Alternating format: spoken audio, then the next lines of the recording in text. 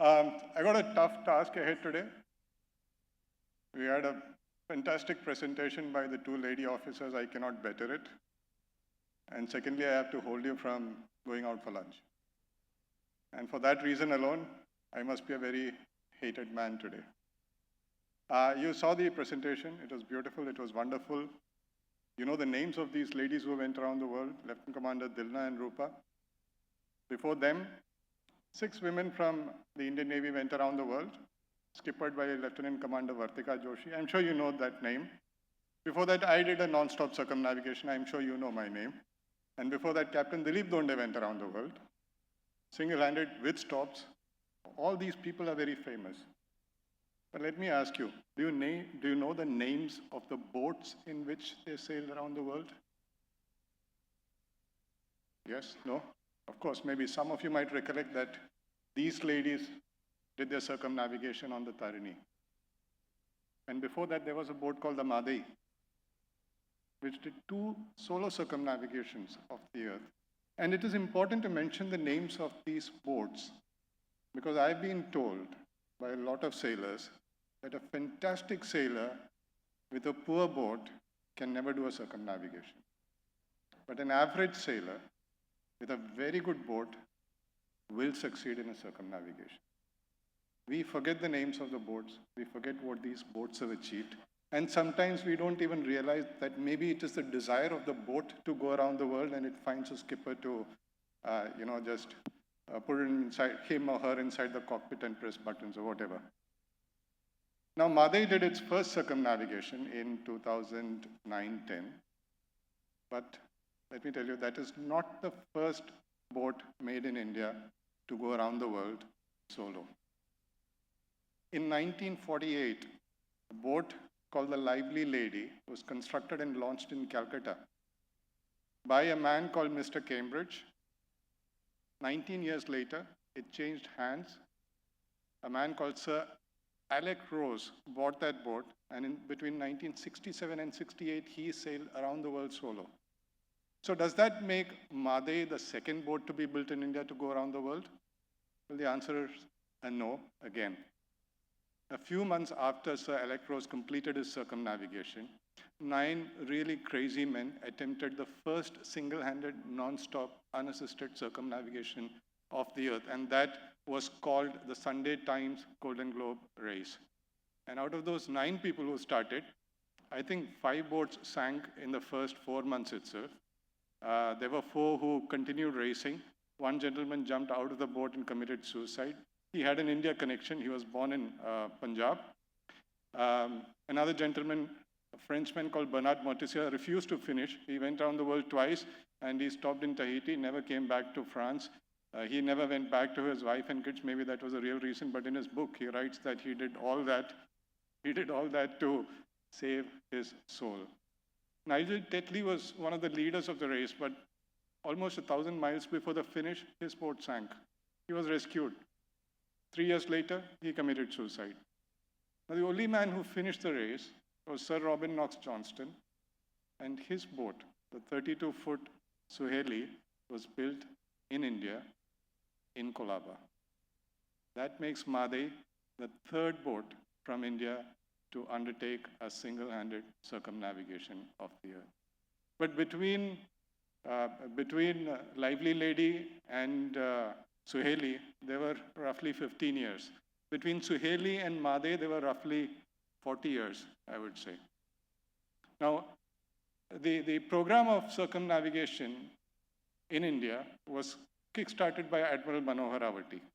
He convinced Admiral Arun Prakash to do something like this, to push a single-handed circumnavigation of the Earth. Captain Donde was selected as a skipper.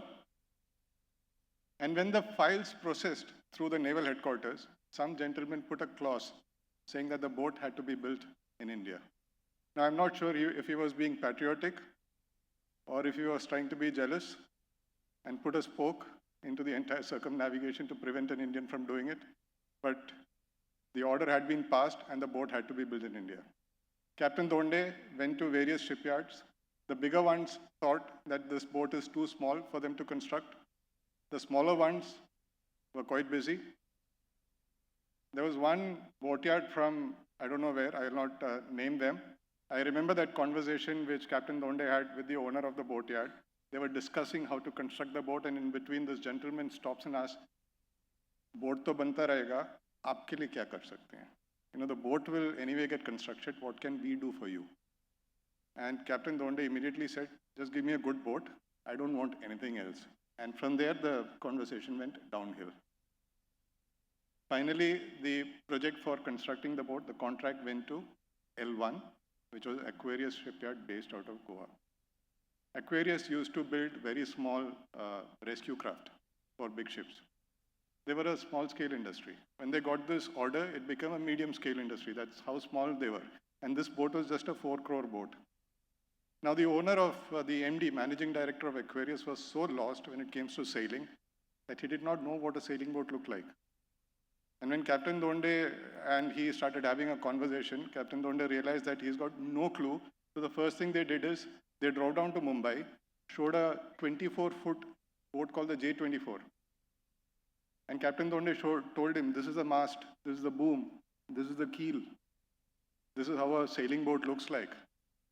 They hired a consultant from the Netherlands to come and help with the construction. And when Johan Wells, he's a 6'2" tall vegetarian, non-smoker, non-drinker from the Netherlands, when he came to this yard, Aquarius yard, he was aghast because they didn't have the right tools for carpentry work. They did not have skilled labor. All the workers were farmers who would, leave their jobs, come and do something. And they needed constant oversight because these guys had never gone to sea, so they did not know what to do in the boat by themselves. You ask them to fit a screw, they will do it wrong. Now, there were a lot of challenges. For example, the boat has a keel that is nearly 9 tons in weight, and it has to be filled with lead. How do you do that? Improvised. Ratnakar built a huge patila, lit a fire under it, and started pouring lead into it. When it melted, he used a spatula to pour that into the keel. Now, the keel is 9 tons. How do you fit the keel onto the boat or boat onto the keel? Simple. They dug a pit and moved the hull of the boat over the keel and then attached it with, I think, 10 bolts or something. When Captain Donde was leaving, a lot of reporters had swarmed. They asked questions, and they asked, what's the weight of the keel? Is it 9 ton ka ek keel hai? And this guy started screaming, is boat mein 9 ton ka sirf ek hi keel laga hua hai? Because he thought keel means a nail. And the boat should have had many more nails on it. That was a level of, understanding of what boats and circumnavigations meant for us at that time. But Captain Donde went around the world. After that, I did a lot of continuous improvements on the boat. And in 2012-13, I did a 150-day non-stop single-handed circumnavigation. And when you do a non-stop compared to a voyage with stops, one crucial problem is that the defects accumulate. You cannot stop and repair. If you stop, you're disqualified. So the defects accumulate, and I had to make sure that I had a very well-prepared boat to start with, and I did not take unnecessary risk along the way. 5 months later, after having seen the storms of the Southern Ocean, you know what they say about the Southern Ocean? At 40 south, there are no rules. At 50 south, there are no laws. At 60 south, there are no gods. And at 70 south, there's no common sense. That's what they say. And I spent nearly 3 months in those parts. Rounded the Cape on 26th of January, our Republic Day. After 151 days when I came back, I saw 3 helicopters give a fly past. One of them had the President of India on board. When I put my boat at the gateway of India and I climbed the steps, I see he is waiting for me. After the reception, I did what I would say was the toughest job I've done in my life, remaining silent for 5 months and then giving a speech in front of the President. But when I spoke, I thanked everybody who helped me go around the world, and I also made a mention that the boat is in such excellent state of preservation that if you give me food, fuel, and water, I can attempt a non-stop circumnavigation tomorrow. That's how far we had come in terms of boat building and keeping it safe, just because of that one decision, which was to build the boat in India. Fast forward 2017, Navika Sagar Parikrama 1, 6 women officers sailing around the world. The Navy decided to repeat the same design, Mahade's design, which is Vandestad Tonga 56. They decided to repeat the design, gave the contract to the same yard, and this time the yard did not have any problems because the learnings of the first boat building project was still with them. They constructed the boat in under 12 months, and they did it so efficiently that Tarini is at least 2 inches lighter than the Mahade, which means that she is much faster as well.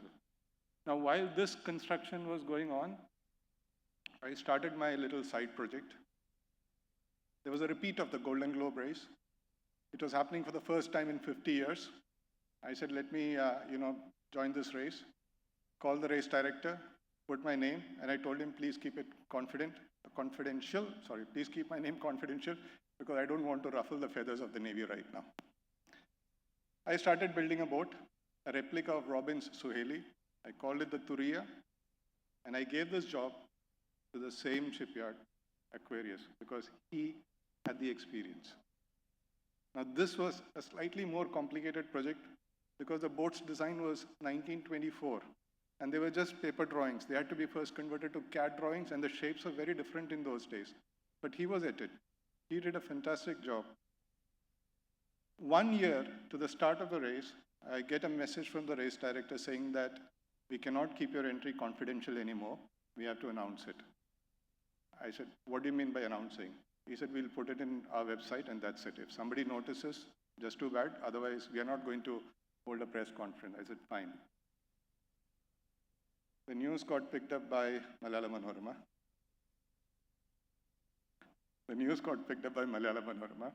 I remember it was a Tuesday because my mother goes to church on Tuesdays. He went to church, he came back, opened the newspaper, and she saw that her son is going around the world again. She called me. I'll blame you for that, Manorama. She called me and she asked me, "Kya chal raha hai?" I said, what happened? They read it in the newspapers. Now, I was expecting the next question, why didn't you tell me? And a lot of, bashing each other and all that. But this time she very nicely deflected the question and asked me, does your fiancé know about it? Trick question. Because if I say yes, why didn't you tell me? If I say no, that's not the right thing to do. You're putting her life in danger. At least she should have known. But I gave a very diplomatic answer. And this is the only part of the talk which is behind a paywall. You need the answer. You'll have to swipe your credit card somewhere. But anyway, long story short, we built the boat. Building the boat was not the problem this time. This time the problem was bureaucratic. The registrations, the surveys, the hundreds of paperwork that we had to do for a small little 32-foot private boat. As per Indian laws, this boat, which I was planning to register as a personal pleasure craft with the ability to sail around the world, that is worldwide capabilities, needed at least 2 life rafts, which were SOLAS approved, which meant that if I put those life rafts in the boat, it cannot sail anymore. It's too big, it occupies a lot of space, and it disturbs the balance. I needed 32 12-volt batteries to prove to them that the boat can survive for X number of hours if there is total power failure. I did not need any of them. The surveyor came from Panjim. The WPC registration happened in Chennai because my address was Cochin, and Cochin falls under Chennai. And somehow we did the registration, and as soon as I got the certificate of registration, I threw the life raft. I threw those 32 batteries away, just kept 3, 1 for the engine and 2 for running the services of the boat. And then happily I packed the boat to the Netherlands, started my race on 1st of July 2018. And I think exactly 3 months later, I was in a mess. My spine broke because I had a bad fall between Australia and South Africa. Thanks to this community of seafarers, I was picked up after 3 days. My body, I will say, because I did not have much control over it, my body was transferred from that remote location to India in 16 days. And all these people who handled my body were such professionals that nothing worse happened to my spine. After surgery, I was able to walk, I was able to sail, I was able to fly again. And 4 years later, I returned to the same race which killed me. And this time, instead of building a boat in India, which was complicated in terms of registration and all that, I just picked up a boat in France.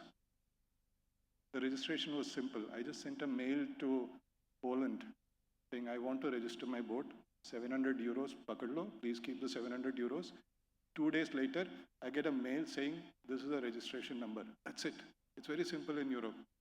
You go to Netherlands, you can even register a boat in your village, which might be landlocked. They don't have a problem. And the next thing you do is get your MMSA number, get your emergency devices, whatnot. Well, it was in preparing this boat that I realized how different we are as Indians compared to, the Westerners when we deal with boats. Nearly every person who came to work on the boat, be it the electrician or let's say the guy who installed the wind pilot or the mast maker, they were all sailors. And they knew exactly what they were doing. They knew the repercussions of not doing things correctly. Which brings me to the point, why can't we have something similar here? I know big ships are very different from small boats. And chiefly, the difference can be summarized in one quotation, one quote.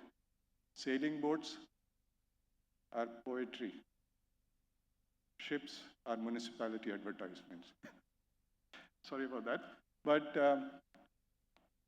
people are talking about this skill gap, the requirement to train labor. Now, instead of training them in such big institutes, etc., why can't we have sailing clubs in each shipyard, in each port, and let employees just go and sail? And it'll be very easy to make them understand what the sea is like, what it demands out of you, and for that reason alone, why you should be doing a better job in your ships. I started my race on the 4th of September 2022, sailed around the world. Took me 236 days. My boat had the most number of damages. It was the most repaired boat in the entire race. Everything except the toilet had problems. The barometer broke. I had holes on the deck. I had electrical blackouts, running backstay, problems with the mast, sails ripped, no gas. I had hundreds and thousands of problems, but finally I finished after 236 days at sea. And as soon as I was back, the Navy asked if I could train these two ladies. I said, of course, yes. I trained them. They've done a fantastic job. They did what I will call a textbook circumnavigation. Now, if you look at the first circumnavigation of Captain Donde in 2009-10, the boat, when it stopped in each port, had hundreds of problems. And this time, these two lady officers went around the world with almost no damage. And the reason is the accumulated experience we have all gained in the last 10 years or so. Now, not to rest on what we have achieved so far, the Navy, in association with the Ministry of Culture, decided to build a stitched ship. That is a really crazy project. They're not going to go around the world again, but they're planning to sail from India to Oman. And that ship reminds me of a very famous quote among sailors. There was a time when ships were made of wood and men were made of steel. And I think, as seafarers, we should aim to go back to that age. Not by building wooden ships, but at least by building men of steel. And that, ladies and gentlemen, can be achieved in sailing boats. Thank you so much. Thank you.